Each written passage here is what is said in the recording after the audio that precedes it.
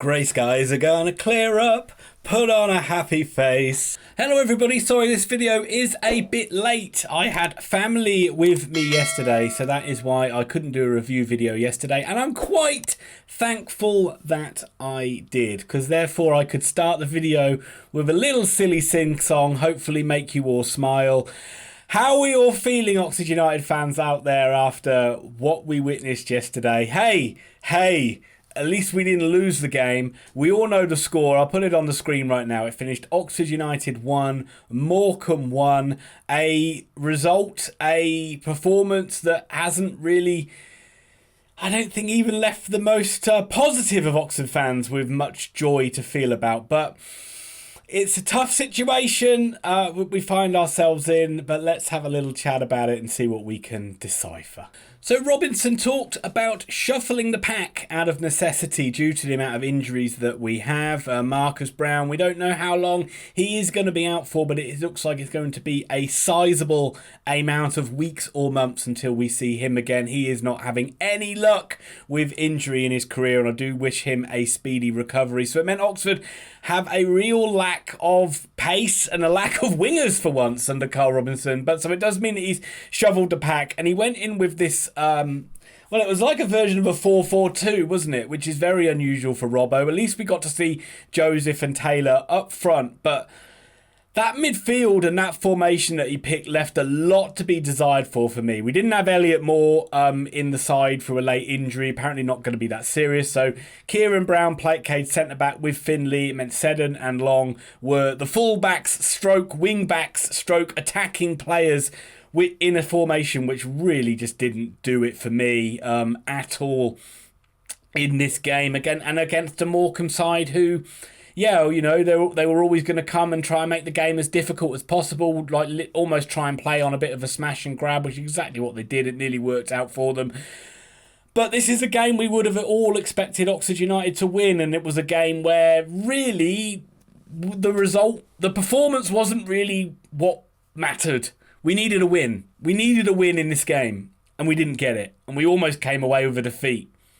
And it really mattered. I'm sure there's a lot of Oxford fans that are really scratching their head as to where we go from here. And I'm sure there's a lot of Oxford fans that are really starting to turn on Robinson, which isn't nice to see. I'm not there yet, but I'm going to just ignore the things he said after the game as well, because I didn't expect anything different about what he was going to come out and say, basically saying that the players care, which, let's be honest, Oxford fans, is the least we expect. We expect the players to care, to go out and give a crap about the job they're doing on the pitch. And the first half of the game yesterday was terrible. Terrible. My brother came up to see me and he missed the first half, and I said to him, "You are so lucky that you didn't watch that first half. It was embarrassingly bad, and I mean that in every sense of the word." It was amateur stuff. It was amateur stuff in terms of the way the players went out to try and attack Morecambe, the way they went out to try and find, there was no idea and no purpose and no intent other than the first 5 minutes. We played this weird diamond, which meant we had no width, and Oxford are used to playing in a side with width, and all of a sudden you took the width away. So you had 4 players in the middle, in McGuane, Brannigan, Henry and Bodin, all pretty much in the middle, which meant that there was no space at all. So you're relying on Seddon and you're relying on Long to provide the width. Neither of them did a very good job, but I think I feel sorry for both of them, because both of them were kind of said, right, go and do everything up that side. Everything. You got to do the whole job, and they're not really those sort of players. So you quite often had situations where it was just Finley and Brown passing the ball, almost a lovely little triangle actually, with Simon Eastwood, just passing the ball around to each other, waiting for some space to come. An Oxford player would get on the ball like McGuane or like Brannigan. They'd look up, they'd have no space, they don't know what to do, so they go back. And it was so bad all the way through the half. I don't know why Robinson set Oxford up like this. Why wouldn't you just go with a flat 4-4-2? Play the most basic formation you can play, a formation that's often ridiculed, but it serves a purpose. It's a back to basic style, but it means you've got players in the right areas. You could play Brannigan and McGuane in midfield. You could have two wide players in Bowden and Henry. They don't have to have amazing pace to get beyond players, but they're players that can pass the ball around, provide width, and give space to the others. It would give Joseph and Taylor more space. It would mean that you haven't got Seddon and Long doing two types of jobs, and it would mean that you haven't just got centre-backs passing the ball about to themselves with no idea what to do. But also with that as well, why didn't Oxford try and do something like be a bit more direct? Don't have to smash the balls long into the channels, get it up to Taylor and Joseph so they can actually control the ball and bring other players into it. If I can see this, why the fuck can't professional footballers see this? It really winds me up, and I'm not even that good at anything like Championship Manager or anything like that. This just seems like some basic football tactics that you can do when you haven't got your key players, you haven't got the pace in the side. And also just seemed like they didn't have a bit of a clue in the first half of this one. And fans got annoyed, and on the radio, on the I Follow, Peter Rose Brown was getting annoyed with the fans. He was saying, and I've heard some people on Twitter saying this as well, fans were moaning that Oxford were passing it around, and then when they went wrong, they were moaning. So what do the fans want? The fans want quality. They want some good football. We don't mind if you play it short. We don't mind if you play it long. But play it with a purpose and play it well, like you're paid to actually do. And not just look like you're just hitting aimless balls and like you don't know what you're doing. We were playing Morecambe. And Morecambe had zero intent to actually try and win this game in the first half. And Oxford were actually really lucky that we were playing against a side like that. It went in 0-0. Everybody should just forget. You should Men in Black your mind if you can. And just try and forget that this first half ever happened. When it was 0-0, and as much as Oxford were comfortable in the game, certainly in terms of possession, without even really testing the defence or the goalkeeper that much, you were always worried that a cock-up or a one good bit of attacking play from Morecambe and we would be 1-0 down. And guess what happened at the start of the second half? Exactly what happened. A bit more intent from Morecambe. They brought Stockton on. He was always going to cause more problems than the likes of a Beaker was going to do. They put our defence under a little bit of pressure. A guy got in space. It was Jensen Weir. Hits a nice shot from a long way out, actually. But he's hit it with power.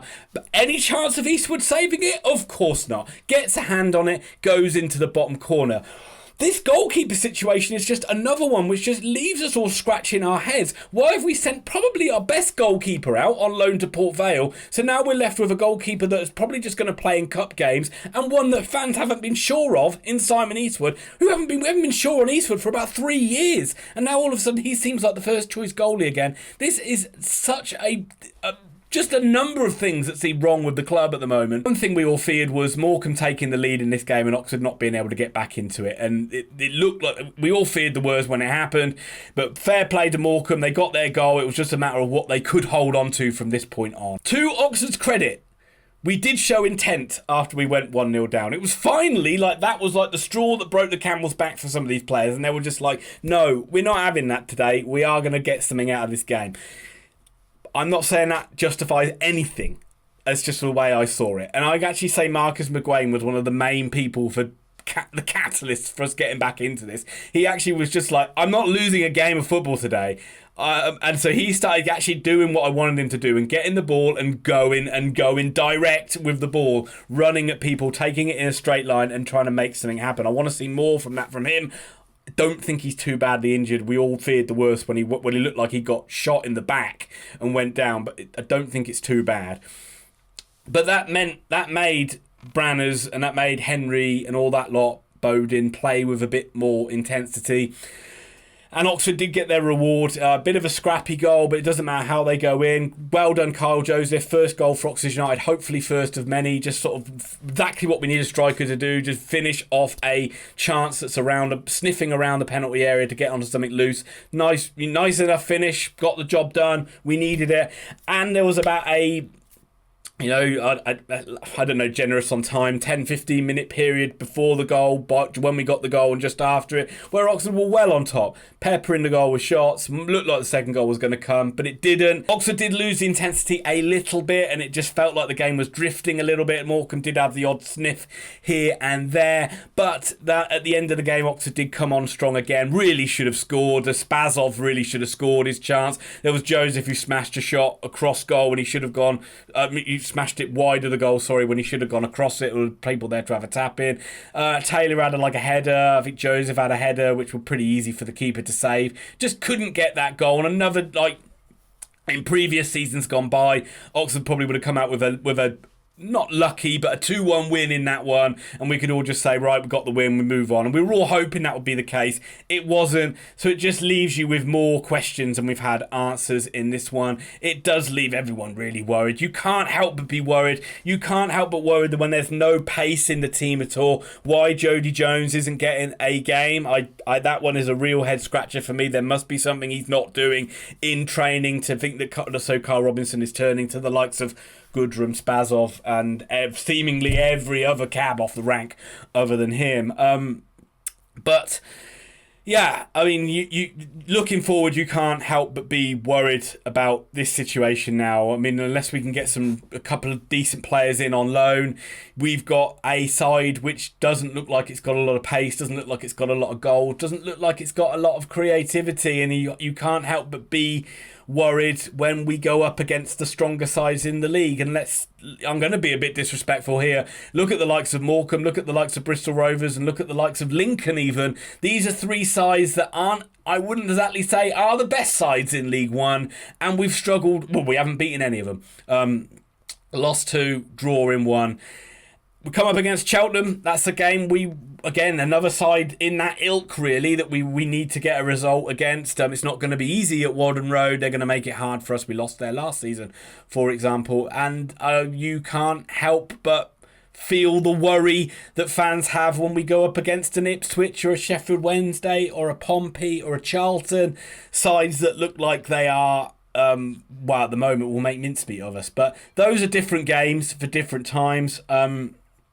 But yeah, it's not a lot of fun being an Oxford United fan. But I will say we have got a game on Tuesday night against Palace, and that is at least something where the fans can just, let's forget about the league. You can go and support Oxford, go and see Oxford play against a Premier League side. It really doesn't matter if we get beat 5-0. You should just enjoy the game, enjoy the occasion. You never know, Oxford might be able to pull off something marvellous and miraculous, and hopefully it will be a big crowd and that'll spur on the players. It doesn't change anything from the way we are in the league at the moment, but it is a nice distraction, and everybody shouldn't just look at this and go, oh, it's an unnecessary game. No, if you can't go and enjoy your team playing against a Premier League side, I mean, God, for those people that went and watched us play Morecambe or paid money on iFollow to watch us play Morecambe, you should be chomping at the bit to see Oxford play against a Premier League side.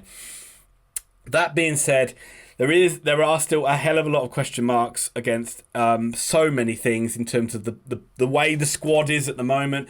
I know Robinson can't do a lot about the injuries, but is that really narrow diamond formation really the answer to anything? Could we not just play a more basic standard formation of 4-4-2? Can't those players work it out a bit more? We've got a lot of experienced players out there. Why are they just running around in circles, scratching their head? It's not exactly like they've never played against a side that's been a bit shut up shop before. Look, but I think we're all just finding every single bit of negativity we possibly can, because this season's just been a bit of a disaster so far, isn't it? But it is still only early days. Hopefully it can improve, and hopefully we're not just going to be looking at a season where we're down the bottom or mid-table all the way through. Hopefully it will get better.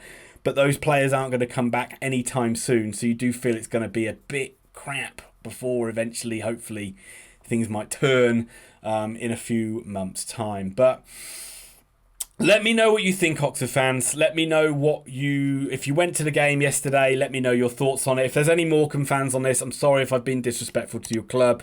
Let me know what you think the situation is at your club going forward and how you think you're going to do this season.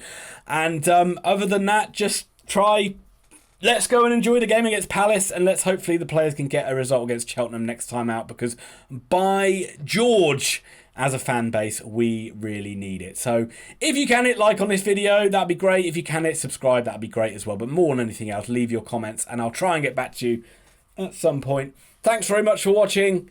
Stay happy. Bye for now.